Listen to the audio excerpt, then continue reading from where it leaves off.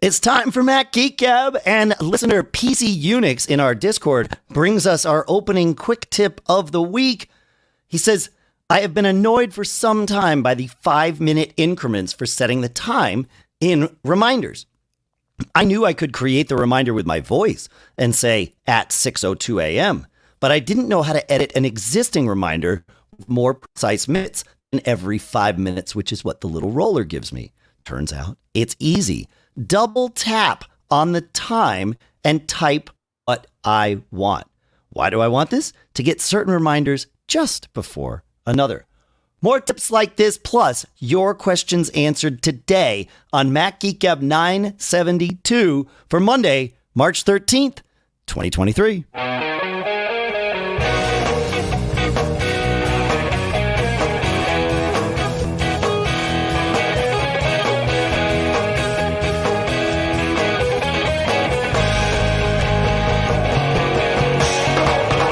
Greetings, folks, and welcome to Mac Geek Gab, the show where we share tips like that one. We share your questions and answer them as best we can.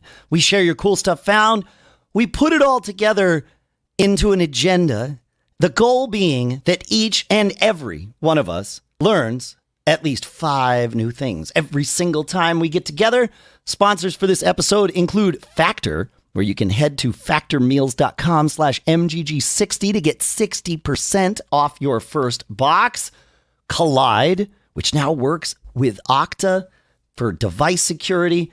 You can learn about that at KOLIDE.com/MGG. And Wildgrain, where you can get $30 off your first box plus free croissants in every box when you visit wildgrain.com/MGG. We'll talk more in depth about every one of those in a minute here. For now, here in... Oh, wait, where am I? Las Vegas, Nevada, at the lovely Westgate Hotel. I'm Dave Hamilton. And here in Fairfield, Connecticut, this is John F. Braun. And here, I have no idea where I am. I think I'm in Aachen, Germany. Just came in from Hong Kong. It's Pilot Pete. Glad to be with you guys. Wow. It's not often that we're in 3 different time zones, but it seems today that is the case. Yeah. Fascinating. Yeah. Fascinating. I think I'm in 3 different time zones all by myself right now. All right.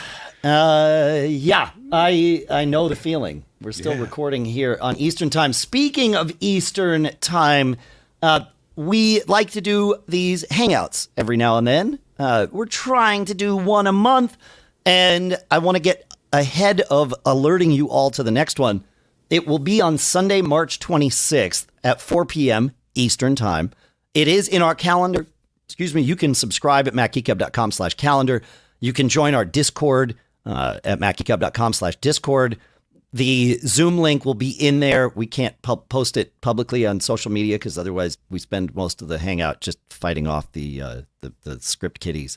So I don't know what the topic of this one will be. We're still working that out in Discord. Mostly it's up to you. So join our Discord. We'll chat about whatever it's going to be. But the Hangouts it's nice to have a topic, and we will have a topic. But really, it's just nice to get the community together. So that's coming up. Sunday, March 26th. And with that, I think it's time to dive back into the quick tips. John F. Braun, how about Adam? Sure. Excuse me. Adam says, I just discovered something I don't think has been mentioned on your show. I have many screens full of apps on my iPhone, so I wasn't sure where a newly downloaded app was. I figured searching would be the best way to find it, so I do the pull down to activate search.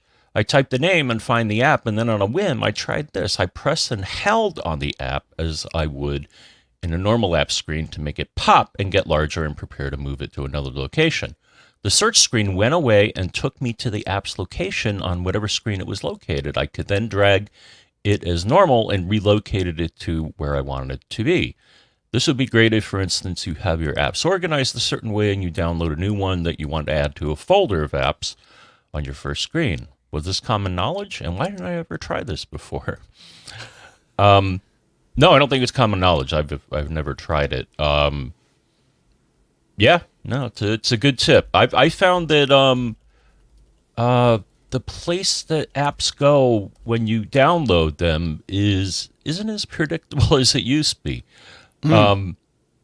I always looked on the last my last screen, and it usually would put it there. But even I downloaded an app recently, and I couldn't find it.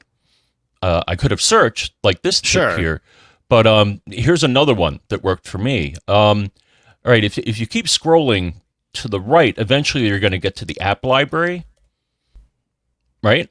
Yes. And there's a recently added bubble. So that's another way. Your most recently added apps will show up there. So either one will work. I like it. Yeah, I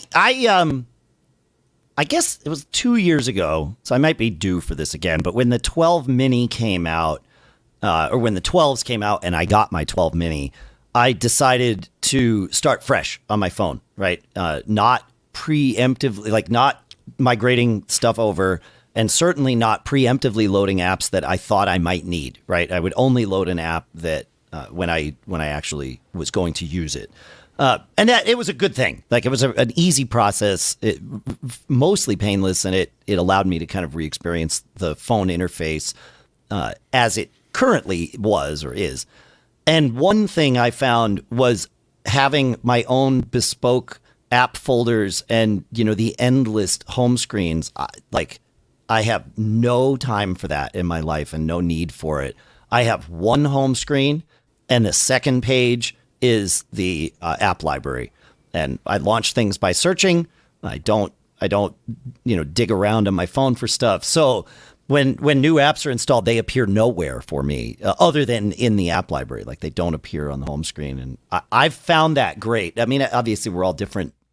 We all use our phones differently, but if you haven't started from scratch on an iPhone in many, many years, I recommend letting yourself go through that process. I mean, don't like stop everything and do it right now. But the next time that opportunity presents itself, you get a new phone or you've got to wipe it for some reason.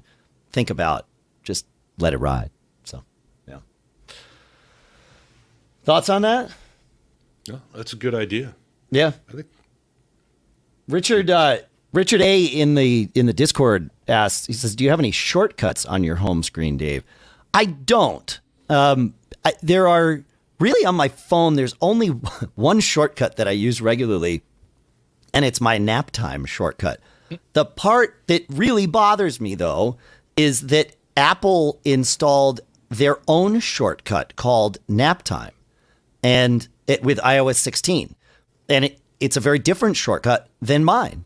And so when I tell Siri nap time, it loads apples. I tried deleting apples. It came back. I tried renaming apples. It came back. You will nap with our app. You will be napping. Exactly. Right. And so I had to change mine. And now I call mine catnap because it had to be something different. Like there was no way that my shortcut could be called nap time anymore. And I got obviously no notification of this, but that's the only shortcut that I use. And as you just heard, I invoke it with Siri. So, I don't have any shortcuts on my home screen. I have a lot of shortcuts that happen via automation, not via like me hitting them. So, yeah, I don't know. You're making me think about this because maybe I do need. Maybe I would benefit from using shortcuts on my home screen, but yeah, I just use them as automations. So, yeah, I do all my shortcuts. I think mostly through Siri. What's the weather today? That kind of stuff. Yeah, exactly. All right. Next, John, do you have more on that? No, there it is. Perfect. All right, Renell brings us to the next quick tip. It says. Just listen to episode 971. In terms of spam filtering, I use a simple rule that searches for the word unsubscribe in the body of the text of the email and then moves that message to a folder called unsubscribe. When the mood takes me, I can sort through that folder quickly, deleting, unsubscribing as I like, and occasionally while listening to the show. So yeah, I like that. That's a good tip. I would think you would, if I were to do that, and I've thought about this, like as soon as the tip came in, I thought, wait, like this could be life-changing. The only issue is if it, if one of you guys sends me a message that has the word unsubscribe in it, well, that's now a problem, right? Like, so I might make the. Why is Dave ghosting me? Right, exactly. Well, no, there's a lot of reasons for that. There's a world where you could build this filter for yourself, and clearly for Ronell, this works. I don't know that without having a few asterisks in the filter, it would work for me. But I like this idea. It's good. I've got a question about that. Yeah. So the problem with unsubscribing anyway, in my mind, is often you are confirming your email address is live. Right? Yes. Or is that? No, that's true. Yeah. I mean, to a degree, like they're going to send you the email anyway. To believe that they don't already know that your email is live. I mean, unless you are bouncing messages back to them, they know your email address is live. Oh, okay. So, is there a script or a way to bounce it back to them without replying?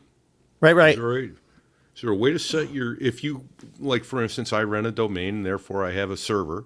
Is there a way to get in there and set some kind of a script that bounces to these chuckleheads? There used to be, I'm looking in Apple Mail right now, there used to be a way to, in Apple Mail, there was a bounce command, and it would phony up a bounce response. But, no. Of course it's gone. It's gone because it would only fool a human, not a computer.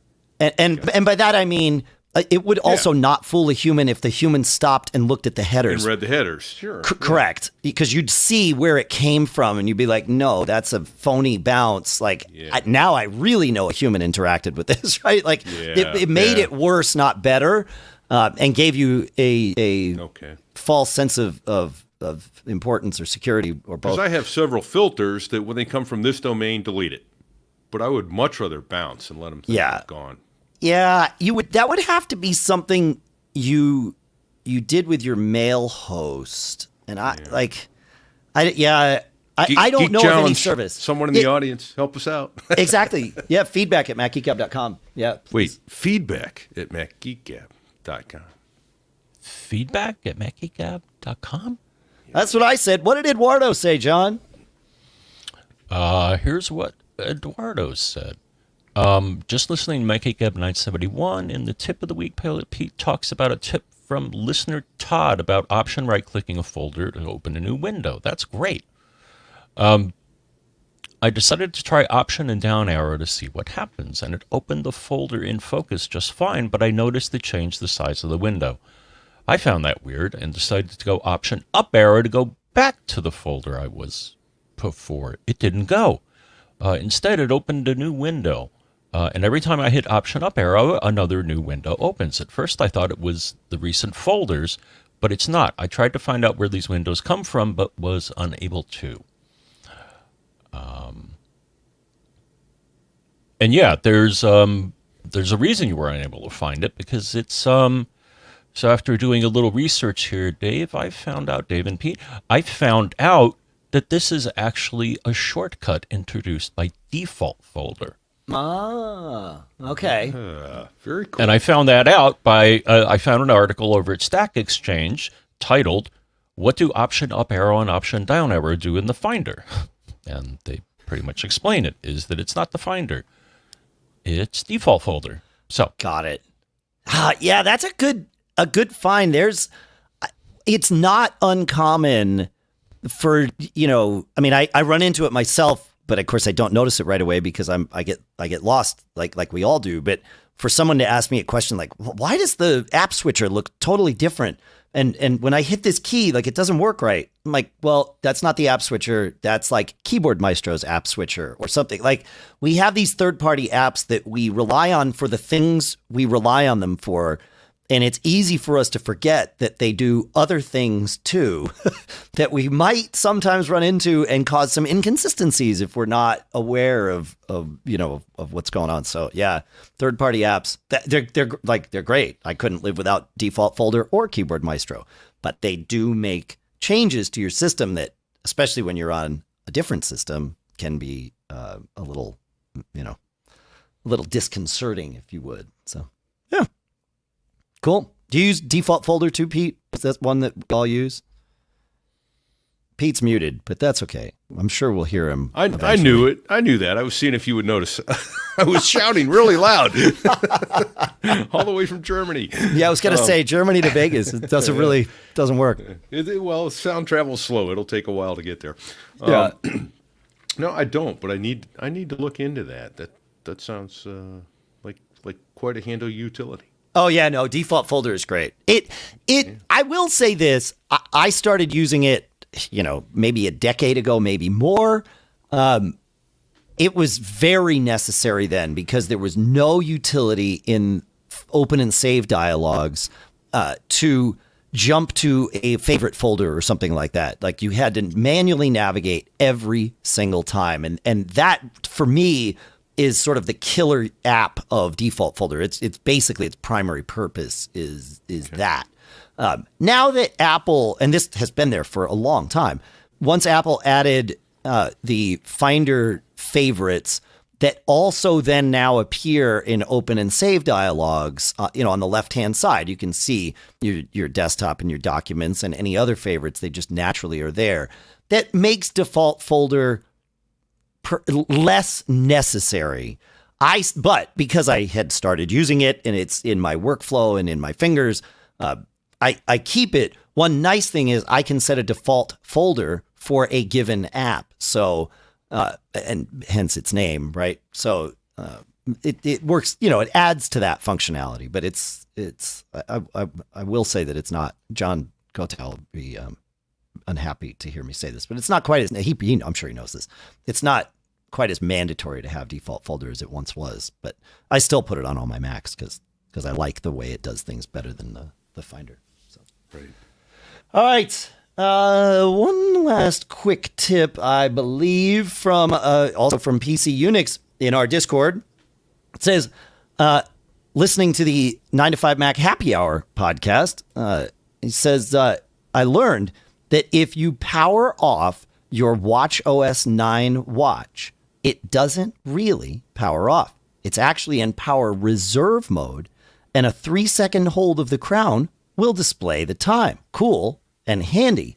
So that he said because it works on any watch running WatchOS 9 that will go a few models back. So yeah, interesting that it's not off. I wonder if that's.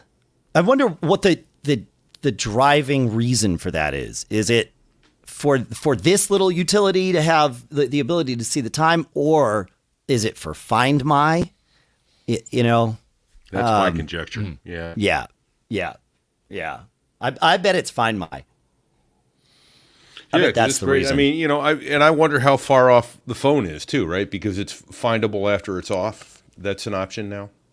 Right? The phone is also findable after it's off. Yeah, but that may be just Richard last A in the location. chat. No, I think the phone is findable. But Richard A in the chat shares a good question. He says, "Is the watch part of FindMy?" It might not be. I'm pulling up FindMy on my phone, which I just cannot do. It doesn't want to let me type the word find correctly. I can't do it because my phone is my camera right now. Yeah. But I am certain. Oh yeah, my watch is there in FindMy for sure. Yeah. Mm-hmm. Yeah. Okay. And that's a Series 5 watch that's there in FindMy. So yeah. So what you're telling me is I wanted to look for this, but if you go to Settings, General, where on what shutdown device? On the watch. Okay. Yeah. Okay. Settings, General, there's a shutdown button. Are you telling me that doesn't really shut down? That's exactly right. Yeah, and you can also shut down the watch by holding the crown in, I think, and then you just like on the phone, you get a little slide over to power off. Yeah, power it off, and it won't stay powered off. I had an interesting experience with FindMy that happened on Tuesday when I was flying to Vegas. Because I'm going to be away for a while, I'm obviously here for Podcast Movement. That's why I'm here in Vegas, is for Podcast Movement Evolutions. And then next week, I'm in Austin for South by Southwest. So there was no point in flying all the way back to New Hampshire, only to turn around, 48 hours later and fly back to Austin halfway across the country. Pete would do something like that. That's how I roll. So I chose not to park my car at the airport. I had Lisa drop me off at the bus terminal locally, and there's a great easy bus that takes me to the airport. Great. So I'm on the bus. The bus has Wi-Fi. It's about an hour ride. I am like knee deep in what I'm doing. I got a ton of work done on the bus. It was like super productive ride. I was almost like, dang it, we're at the airport already? Crap. I got to I was in a flow state, right? So I pack up my stuff. Obviously, it's fine. Pack it up. And I get off the bus at Terminal B2. And I go through security. And thankfully, I checked my bag because I brought a lot of crap with me because we're doing the show and all this stuff. And then I went through security. And thankfully, I have both clear and pre-check, and they're integral parts of this story, because without them, I don't think I would have been able to do what I'm about to tell you that I did. It was about 45 minutes to my flight. No, about an hour to my flight. But I was on Southwest Airlines, so I needed to be there when boarding started so that I could get my seat. So this is all relevant. So I go through clear and pre-check, nobody in front of me, which is great. You feel like a diplomat or something going through. It's awesome. And as I get to the other side, my phone, I got randomly selected for we need to swab your phone, and a guy asked, phone or your iPad? I'm like, well, here's my phone. It's fine, So he swabs my phone. He says, I'm not a criminal today, gives it back to me. And I'm rearranging my bag and I realize, where's my iPad? Uh-oh. Yep. And so I dig around in my bag for it for a minute and then realize it's okay. It's not here. Pull up FindMy and I can see. It's on your favorite bus riding it is around on the my airport. Favorite bus. And it has left the terminal, but the bus is sitting in one spot. So immediately I call the bus line and they're like, yep, let's see where, let me call the driver and see if he has it. If he has it, he will be back. He's going to be sitting in the cell phone lot for, about a half hour. And then he's going to come back through to do the pickups, for the people that are going back to the airport. And so he'll be at Terminal A 5 minutes before my flight starts to board.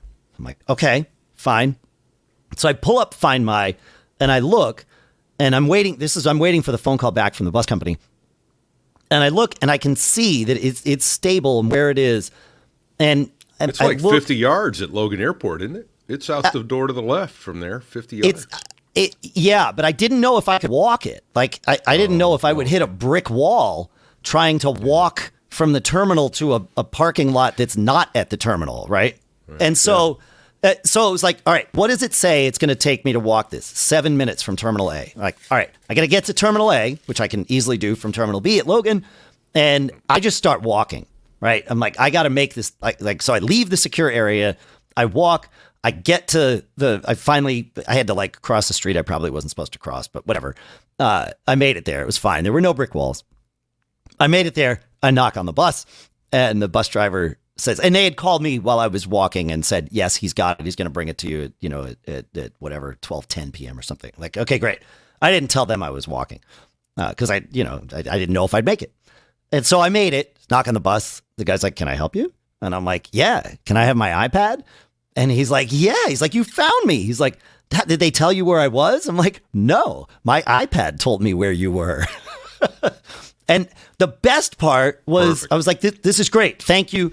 And I'm like, I'm going to make it back in time. He's like, what time's your thing? And I told him, and he's like, why don't I just give you a ride? He's like, I got to go back there in like 10 minutes anyway. He says, I'll just be early. I'll wait for my passengers and take you around. So he didn't just take me to Terminal A. He took me all straight to Terminal B and then did another loop of the airport to get himself back to Terminal A, which was amazing. Obviously, that was cool. I gave him $20 for that. Yeah, for sure. Nice. Yeah.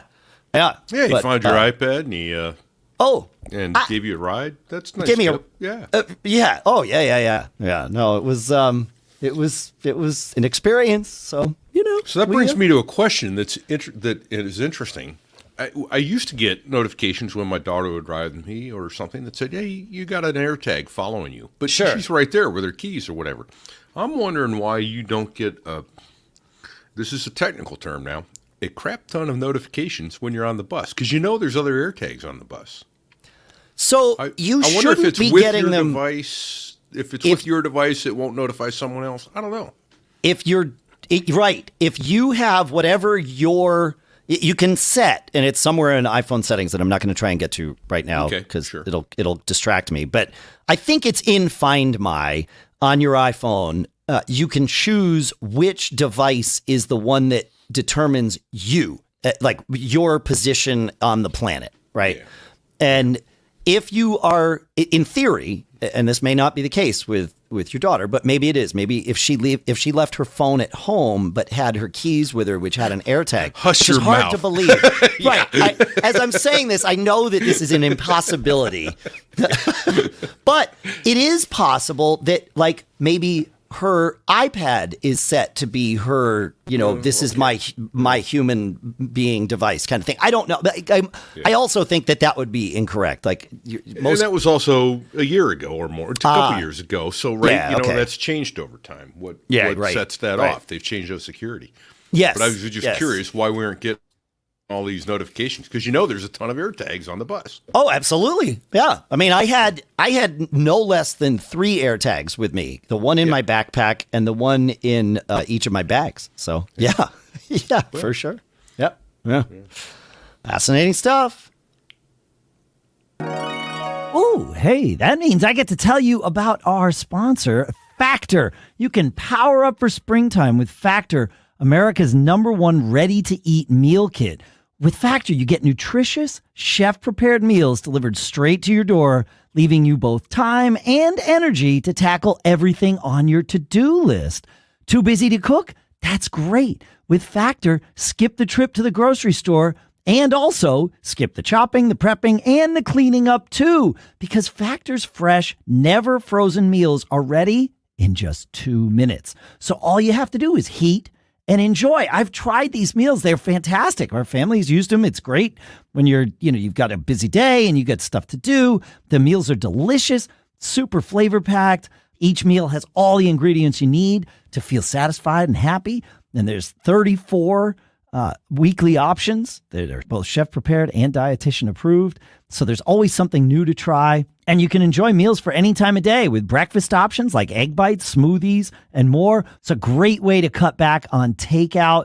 With Factor, you can enjoy clean eating without the hassle. You just choose your meals and enjoy fresh, flavor-packed meals delivered straight to your door. Truly ready in just 2 minutes. So head to factormeals.com/MGG50 and use code MGG50 to get 50% off your first box. We'll put this in the show notes at macgeekgab.com, so you've got all the instructions. But that's code MGG50, MGG50, at factormeals.com/MGG50 to get 50% off your first box. And our thanks to Factor for sponsoring this episode.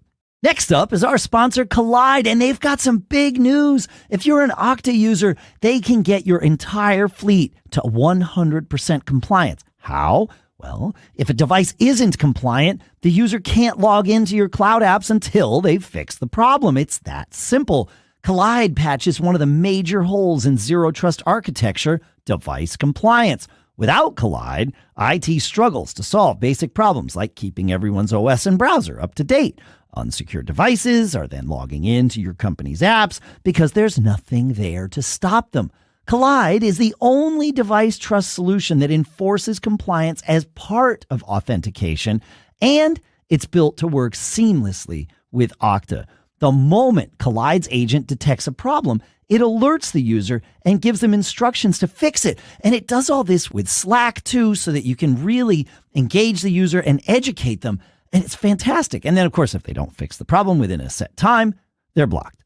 Kolide's method means fewer support tickets, less frustration, and most importantly, 100% fleet compliance.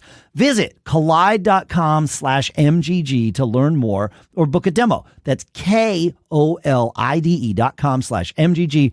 And our thanks to Kolide for sponsoring this episode.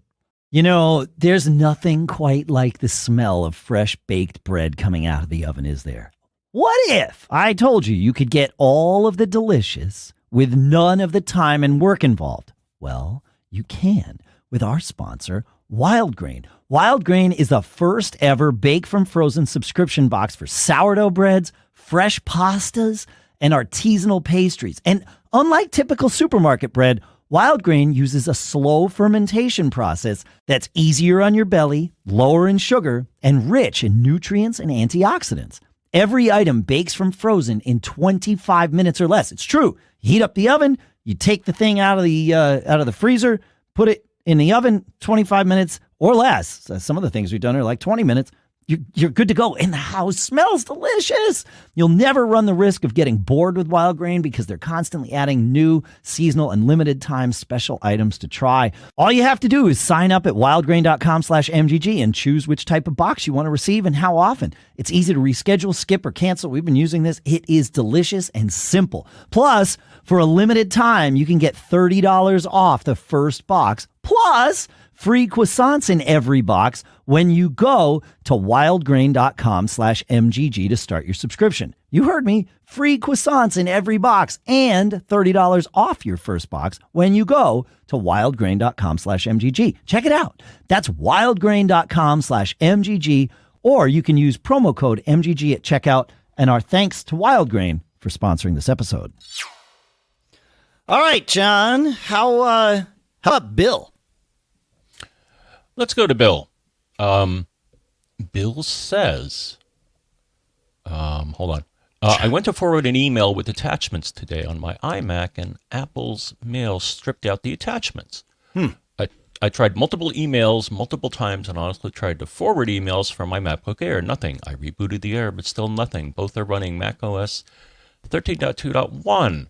I can successfully forward these emails with attachments on my iPhone and iPad that also use latest OS.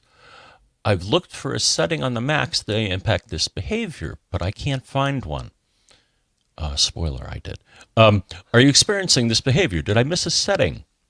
This is new behavior I didn't have a problem with before. It isn't working with a message with a single attachment. So it's not the attachment size that's the problem. And again, it works in iOS and iPad OS. All right, so here's the answer, Dave. Yes, sir. I think. All right, here we go. So I've run into this before, Dave, and I think updating the OS, which often upgrades Mail, some settings may have gotten scrambled. The best place to look to solve this one, Dave, is in Mail, Edit, Include Attachments with Replies. And there are various settings there. Mine is set to Always, but I bet his wasn't. And while looking into this, I found one of my settings was off, Dave. Okay. So bonus tip, Edit, Attachments, had the Always Insert Attachments at End of Message checked. Oh. Which bothers me because when I was replying, you may have seen some emails that I replied to, some questions I replied to, my attachment was always at the end. And like, no, put it where Put it I in said to line. put it. Yeah, right. So that's that setting. I didn't even know that setting existed. There have been times when I want to do that with a specific message because I know that the recipient, like if there's been problems with it or whatever, like I want to send just essentially plain text with an attachment, and that's kind of what that would like open the door for me to be able to do. These are interesting settings. I knew about the first one you mentioned, the include attachments with replies, but looking at that, I believe that's gotten more granular than the last time I saw it. because there's always, never, ask, and when adding recipients. And what a smart little option that is. So don't bother including attachments if I'm just replying to the person that sent them to me in the first place. There's no reason for us to bounce this file back and forth. Or maybe there is, but like you're saying that, no. But as soon as you add a new person to the chain, well, they should get the attachment. So yes, make that happen kind of automatically. I like it. It's good. Yeah, and he found a couple of others. You can tweak it. There's an ask setting. Okay. So it'll ask you if you want to attach. And then, as you pointed out, when adding recipients. Yeah. I like it. Sounds good. So. Yeah. Cool. Here we go, Bill. All right. Thank you, Bill. Thank you, John. Let's go to Steven here. And Steven asks us about calendars. He says, I'd like to create a calendar to my golf league on its website so that people can subscribe to it, similar to what we do with MacGeekGab, macgeekgab.com/calendar. I'm a little confused about ICS files and Apple's iCalendar. What I've read is that, or calendar, as we call it now, what I've read is that calendar or iCalendar is an Apple format and people that are not Apple users have to purchase iCloud.com access. That's not entirely correct. And that's good news. Steve asks, is there a way to create a calendar that anyone can access for free? I've looked at the calendar app on my Mac and it seems pretty straightforward, but I don't know how it works on cross platforms. Your guidance would be appreciated. Yeah. So yes, you can do exactly what we do with MacGeekGab here. And I say that with an asterisk. There was a weird problem with the calendar server that we're on. So we had to do some extra caching to make sure you folks can get stuff. But I don't think that's going to be a problem for you, Steve. So to share a calendar, the first thing to do is to create the calendar on your Mac. Then, and you can do this next step on your Mac, or you can do it at iCloud. I don't use Apple's calendar app, so I'll give you the instructions for iCloud, but it's very similar. So go to iCloud.com/calendar, where you see the web calendar. You're going to click on the little, it looks like a radio icon or maybe, Wi-Fi bars or something like that to the right of the calendar that you want to share. And then you have two options or two checkboxes. One is for private calendar, and that would be where you have to invite iCloud users to be able to edit the calendar. But the second box is to create a public calendar. And once you do that, then you can copy the link to that calendar, and that link will direct anyone with any calendar app to subscribe to your calendar. And so that's what we do with MacGeekGab is exactly that. Is we just grab that link. We redirect it through a little cache that Lucas built for us, but otherwise it just works. Yeah. So and I don't think you need to use the cache. I bring it up only because we talked about it on the show recently and I didn't want people to think we had changed anything. But for you and for anybody else, you're not going to need the cache. And if you do, ask us. I'll share the PHP code with you. It's fine. But yeah, no, it's great to be able to do that. And then you just take that link that you grab from Apple's website for the public calendar and just link that from your website. Just make a hyperlink to that. And that's it. You don't have to host the calendar. You don't have to do anything. Just say, if you want to subscribe, the calendar is available here, and make the available here the clickable link to that, and technology should take care of the rest, no matter what calendar software people use. So, do you use Apple's calendars like for shareable stuff with any of the organizations you're part of or anything like that? No, actually, no. I use BusyCal is my main app. Yeah, which is available in SetApp. I use that, but I actually use Calendar, formerly iCal. Yeah. I do use Calendar for when I get my schedule at the end of the month, and it comes out, I can export it to a calendar. Well, I can only export it to Apple's calendar, and then BusyCal goes and grabs it. So no, Pete, that's the only reason I use it for. You can skip Apple's calendar on that. Because I do this because you're probably getting a .ics file downloaded, right, with your schedule. It just exports it automatically to the calendar. There's nothing. It just shows up when I say export to iCal or to Cal? Yeah. Right. Okay. Like, okay. Yeah. It's one of those. I think you're right. I'm sure it's doing it by a link, but I never get to see it to my knowledge. What you want to do is go find an ICS file that you have downloaded. Yeah. And right click on it or click on it and choose File Get Info and change the app that it opens in from Calendar to BusyCal. Yeah, gotcha. And then click Change All so that it does it for all future ones. Perfect. Yeah, makes perfect sense to do right? that. Yeah. Yep. It's just a file type. It's just a file type thing. Correct. Yeah, it's like telling Word documents to open in Pages versus Word. That trick works, with any file. And if you have multiple apps that are capable of opening that type of file, and apps will register with the system and say, like, I can take these types of files. So in that list, you probably won't see anything other than Calendar and BusyCal. Would be my guess. Right. I mean, I don't know. And I don't know what you got installed. Right. And along those lines, I have kind of a quick tip, and then maybe another avenue along calendar lines. The quick tip is we have calendars for everybody in the family, to include the dog, so she gets her heartworm medicine and that kind of stuff. Smart. But it doesn't. We get the reminders through there, and dog's got a vet appointment, whatever. The kids have a vet appointment, and they're animals. I tell you, they're animals. Did we lose you, Pete? I think we lost Pete again. Man, he teed that tip up perfectly, and then somebody in Germany decided to close the intertubes, and so we aren't going to get Pete's calendar tip right now, I don't think. John, we promise that Pete's calendar tip will come back either this episode or in a future episode, depending on, I would say the Germans. For now, though, John, you want to take us to Brian? Sure. Brian says, I'm leaving on a trip to Antarctica, and internet access will be minimal for several weeks. We can pay for Wi-Fi on the boat, but it's very slow and very expensive. Data is sold by the hundreds of megabytes. No, not gigabytes. I'd like to be able to stay in contact with just messages. Is there a way to limit the data coming across Wi-Fi? I've been searching for ways to limit data, but all the only options seem to be around limiting cellular data. Ideally, I'd like to have just messages or WhatsApp getting data, and I'd like to stop any pictures from coming through. Similar to the data we often get for free on airlines. I've got private internet access, but I don't see any options by how to limit the data coming through the VPN.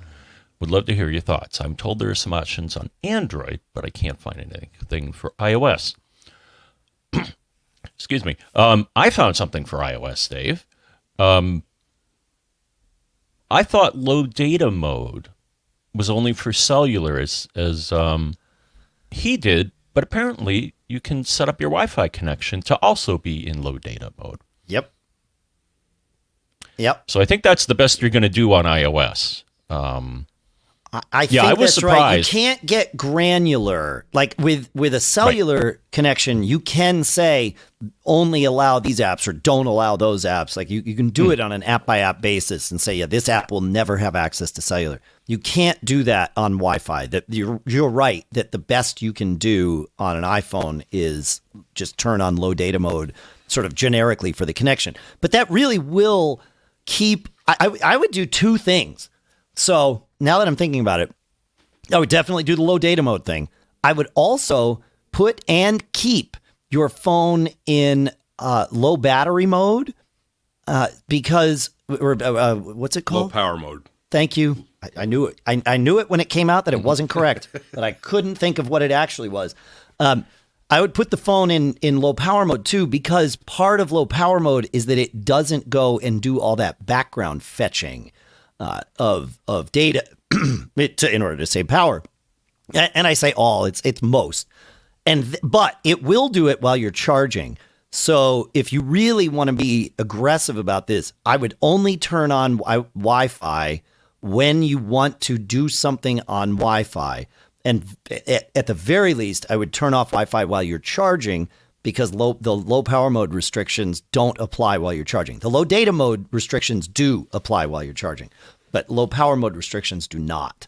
So that would be, that's just, if you really want to kind of ride herd over it, I would be aggressive about when you turn on Wi-Fi so that you're not burning up those valuable 100 megabyte chunks. Mm-hmm. Yep.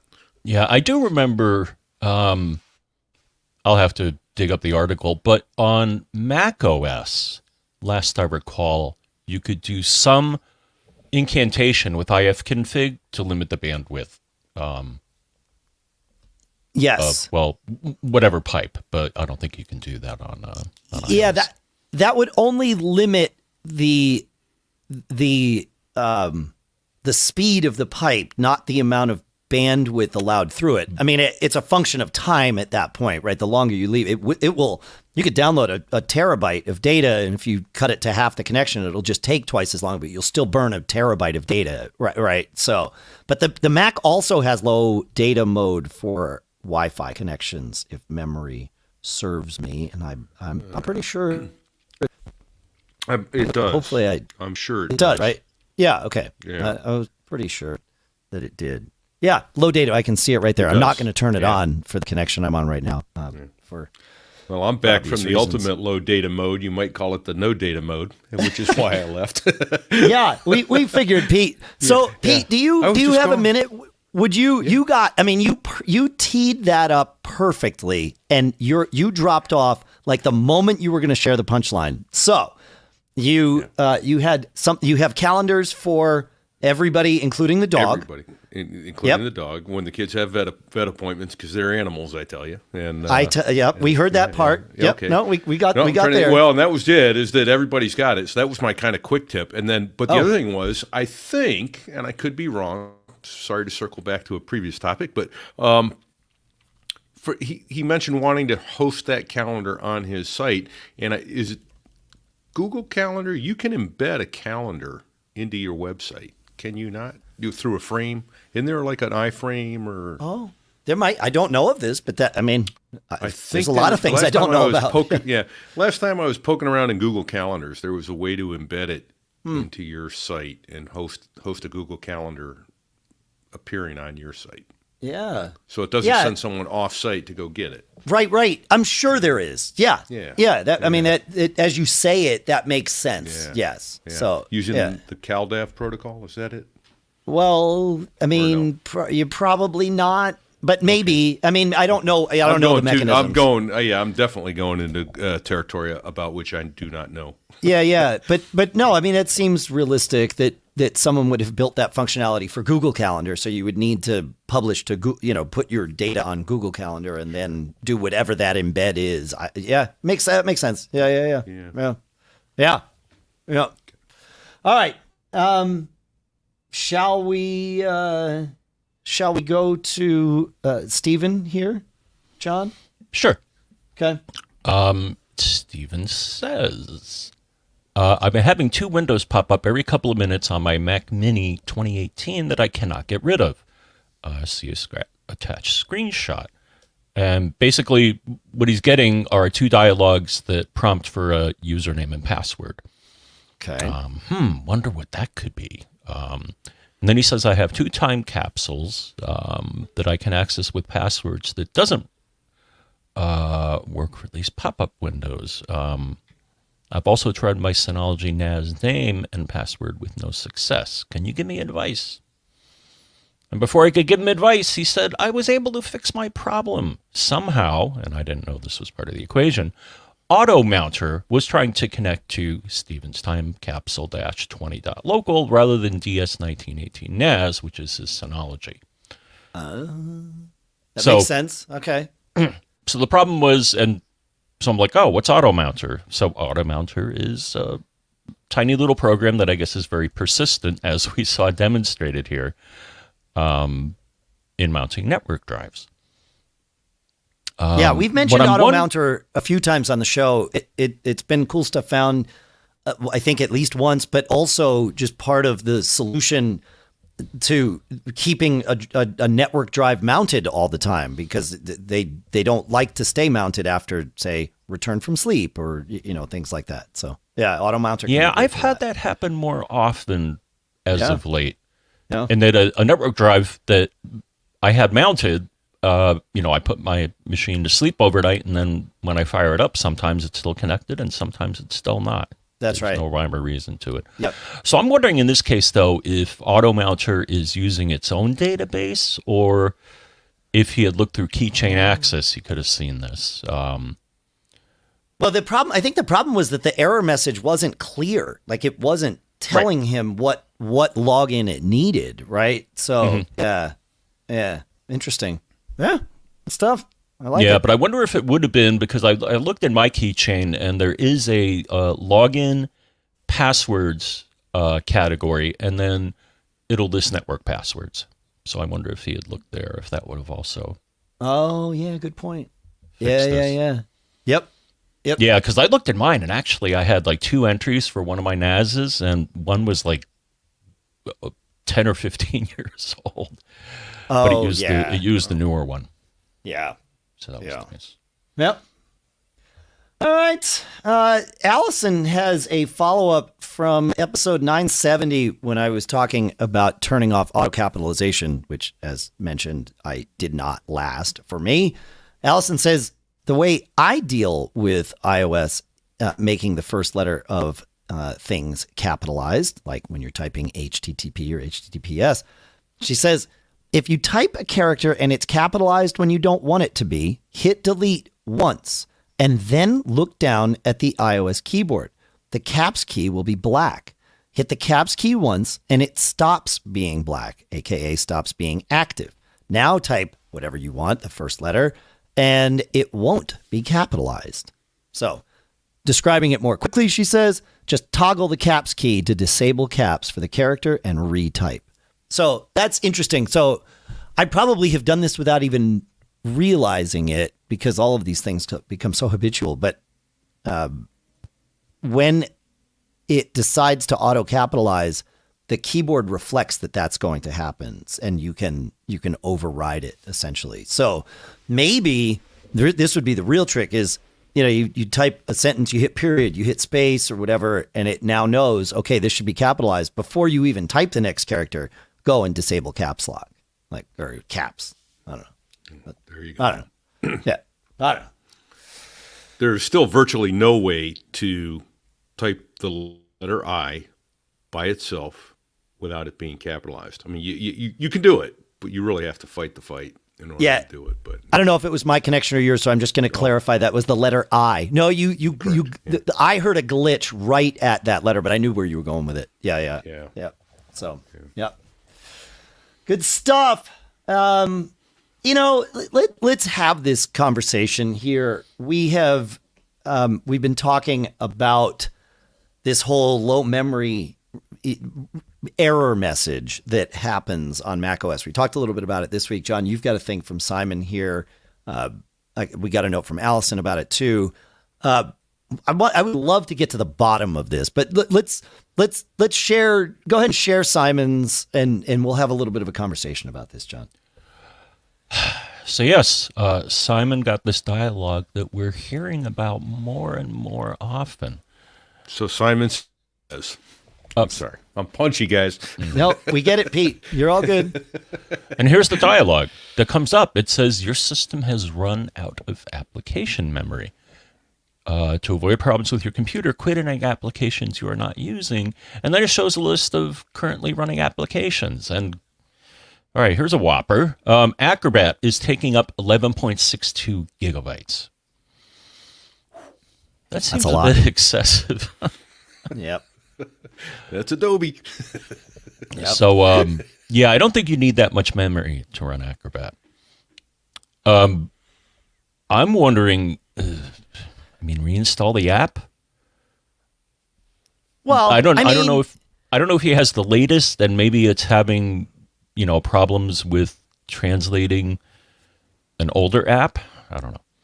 Oh, okay. Like dealing with a Rosetta style thing or right. issue. Oh, that was just what my gut tells me. Yeah, I that's interesting. You may be right. My first thought was he had opened, 14 PDFs in Acrobat and either not closed them, or even if he had closed them, Acrobat was still sort of caching resources from them. And so just quitting and relaunching Acrobat, much like quitting and relaunching a web browser, it will solve a similar issue, because web browsers are just known for, leaking memory like crazy. I have to have Safari quit once a day on my computer, otherwise things get weird. So, yeah, that would be my thought.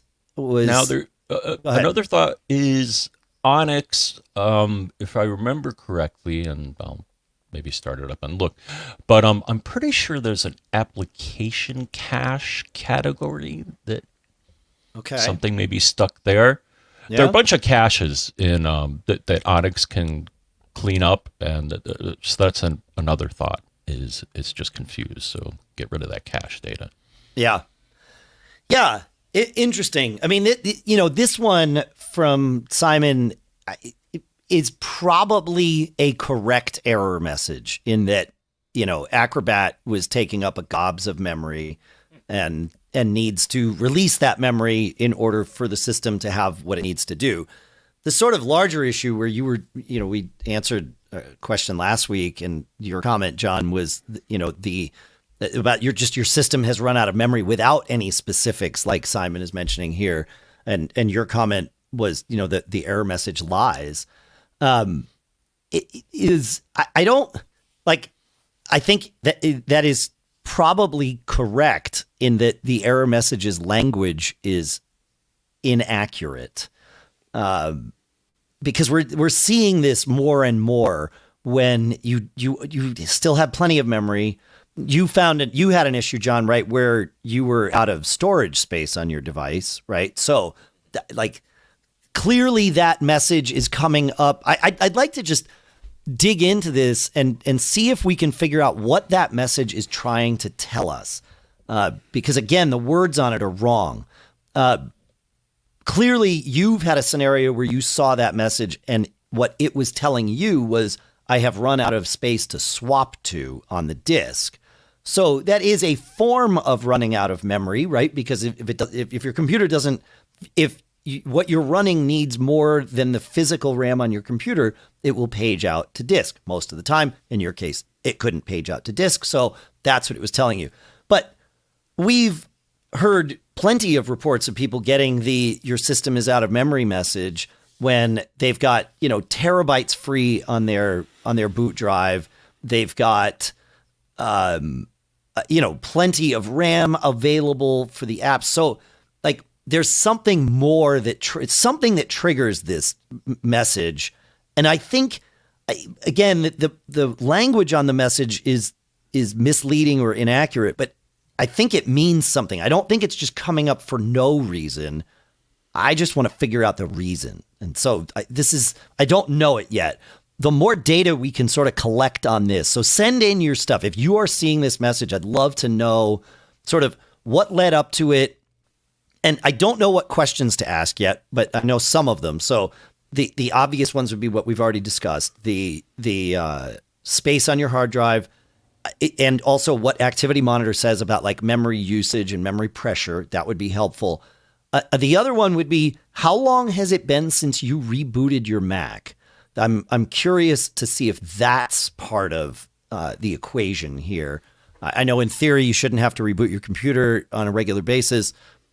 I also know in practice that my Macs are way more stable if I reboot them once a week. So I reboot them once a week, and I've never seen this message. That could just be an anecdote. The plural of anecdote is not data. But we do want to get anecdotal reports. So please send them in, feedback@macgeekgab.com. I know that we are getting them and processing them, even if we don't necessarily talk about this for a couple of weeks while we're just collecting. But yeah, Pete, you have a thought on this? Well, yeah, I'm looking in the chat room, Dave, on the Mac Geek Gab Discord. Richard A says SMB is still broken in Ventura for me, a known issue apparently if relevant, and there's apparently a specific setting in Acrobat to enable native OS mode, and then he puts a link in there for that. And then Tennessee Papa says, I found that SMB failure somehow related to have Time Machine drives showing up as shared, and once I took those drives off shared, it worked for him. So I think I want to make sure we're not. That's a separate issue, I think. Yeah, I don't think this SMB failure. I mean, I don't think it's related to this issue, but it's an issue. Yeah. Yeah. I was thinking the Mac to Mac. Okay, yeah, okay. I'm sorry. That's a separate issue. Okay, I was reading it as again. Yeah. I'm tired. Sorry. No, you're all good. I was reading this as the memory thing, but yeah, no. SMB is a protocol there for the for the file drives, sharing. so yeah. But the specific setting in Acrobat to enable native OS mode, that would be important for M1 Max. That's what drew me into the. Yeah, no, it makes sense. You suckered me in, Richard A.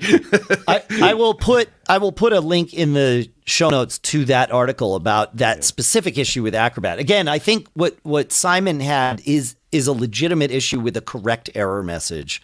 Right. But it does bring up this discussion and that I want to keep having. So I just wanted to kind of throw that out there. So yeah. All right, where are we on time here? Oh, I think it's time. It's time to go to the old cool stuff found bucket because we've got some fun things there for sure.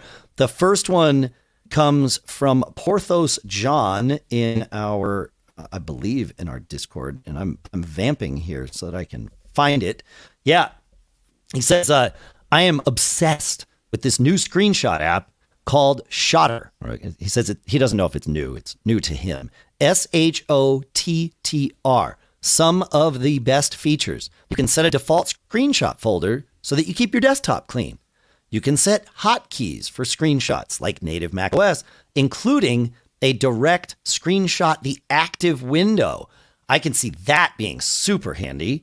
It says if you take an area screenshot, you can assign a hotkey to repeat the same area. Man, when we were doing like keynote coverage at Mac Observer, a lot of times I would grab screenshots from the stream on my my computer and making sure the little floating window is in exactly the right spot. This would have solved that. I like this. Oh yeah. And how many times have you tried to get the screenshot and then the one thing you're looking for times out and goes away before you're able to do it?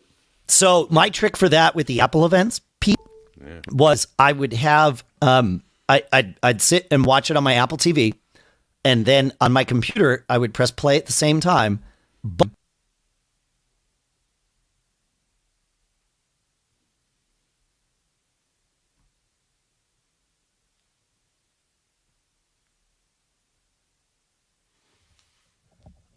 Okay, hey, I'm back. Hey, welcome back, Dave. There is a problem with USB. Oh, I thought it was your 300 baud modem. You're down again. I see you. I see your lips are moving. Oh, John, are you still there? Can you hear me? Oh, okay. Mm-hmm. So it's Dave that's having the problem. It is just Dave. So keep talking. All right. So we can vamp here along. He was, and I have no idea where he was going. Do you? Nope. Well, so here we are. Sorry, Dave is having a USB problem with his microphone. He's working furiously to get it back. Dave, reboot your 300 baud modem. He can hear us. That's the interesting thing. So that he's going there. I'll tell you, maybe John, if you go on to the agenda, go to the next cool stuff found, and we'll circle back. I think you can hear now, but not on the microphone I would like to hear. You're on your laptop microphone or something. You sound like you're at the bottom of a well. Yes, I am. And okay, I don't know what's going on here. Yeah, but maybe you can edit this whole part out or something. I don't know. Maybe. And there's an interesting thing. So I have my microphone is a USB-A microphone.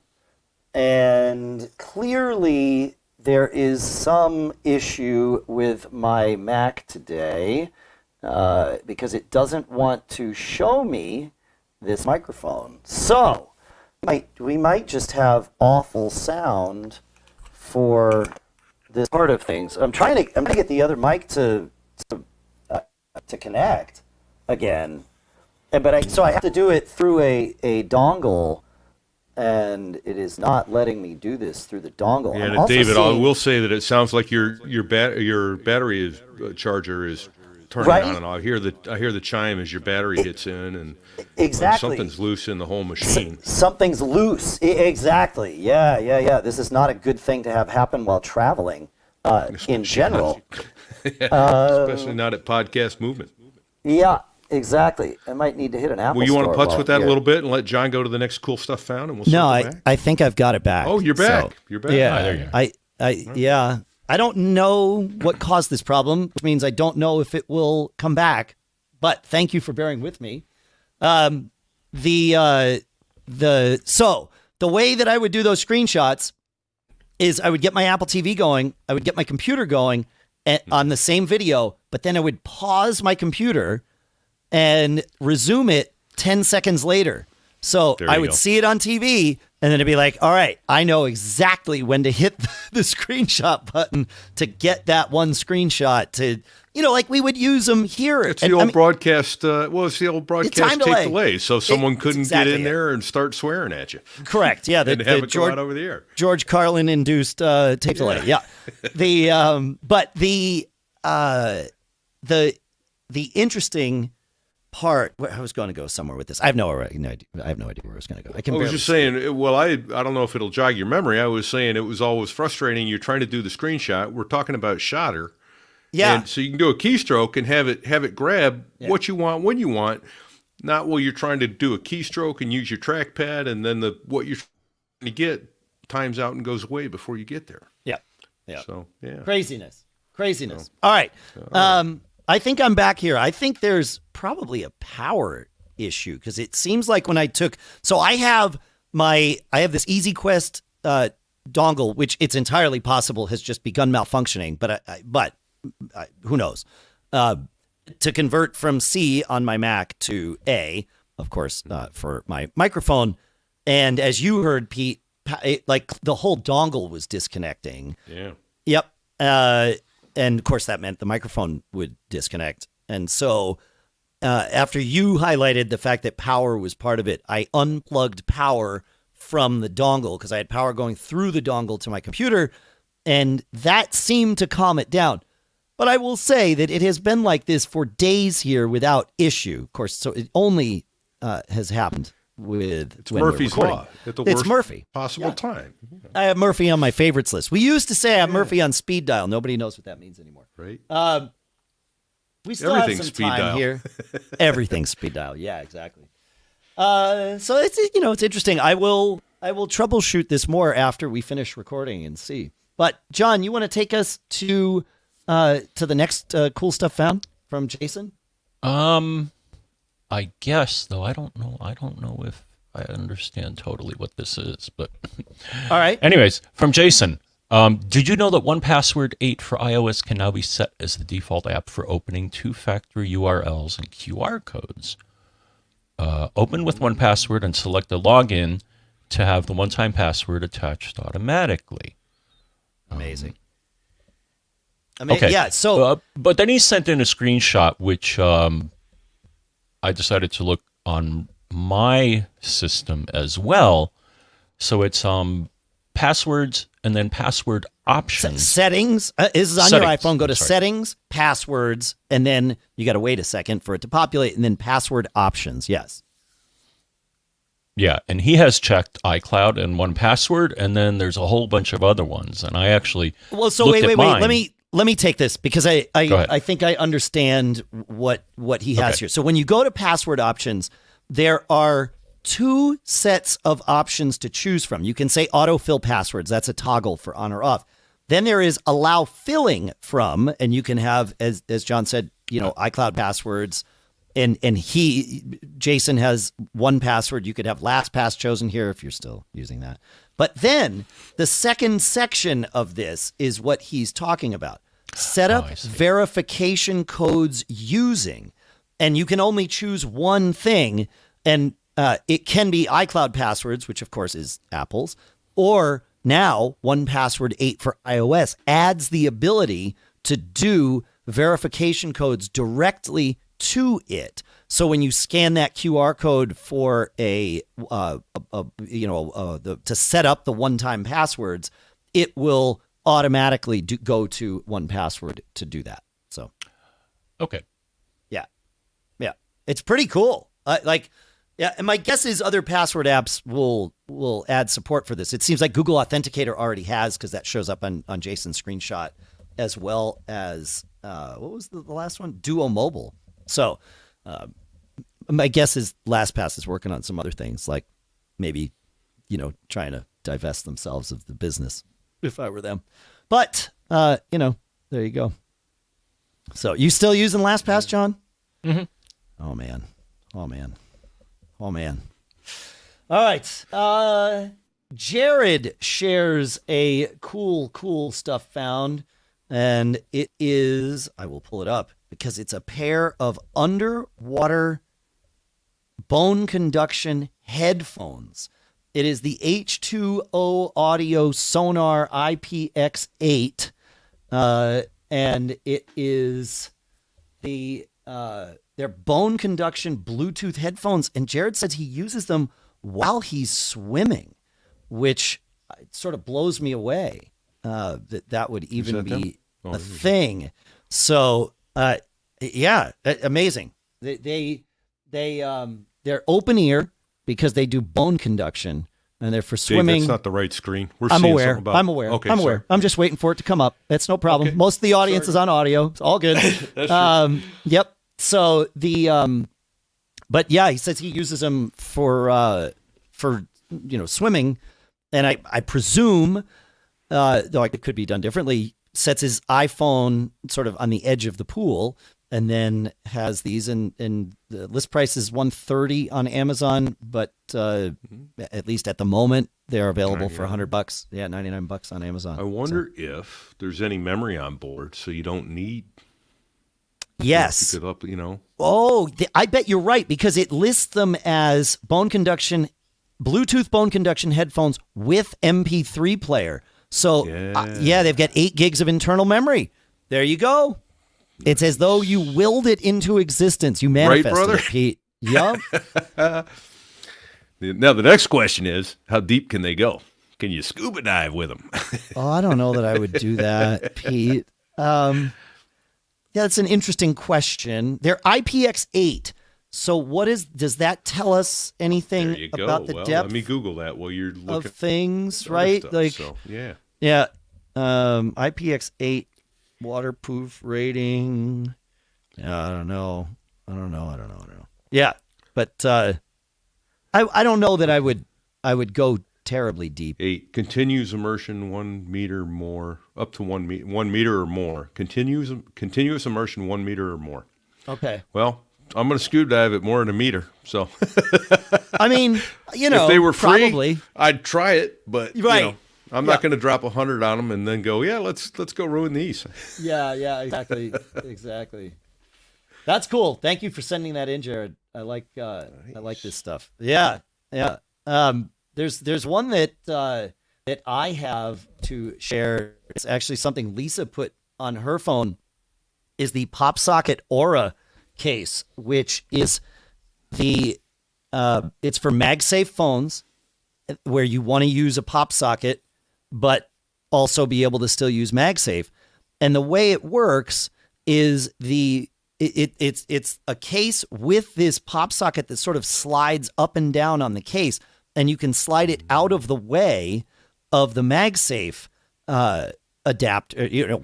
coil, and then pop it on a MagSafe charger or in the car or wherever you want to put it. And then when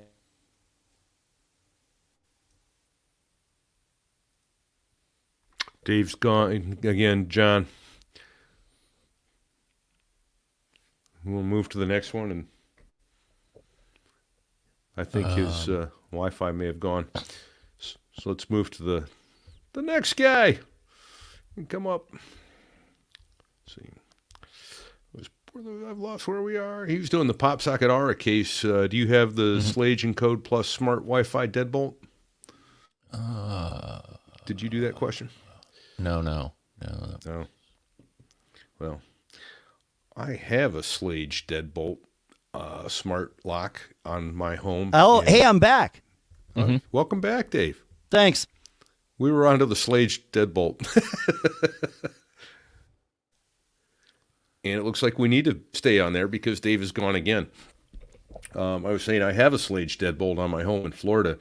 It's really cool. You can set up remote codes for friends and family to get in, and you can do it remotely you don't have to be there. It's like a little account, and you can activate and disable codes. So if a cleaning woman's going to go in, you can let her in only on certain days or turn it on and off as needed, and then go from there. But I change the batteries on it about once a year, and I can unlock it and lock it remotely from anywhere in the world that I have internet connectivity.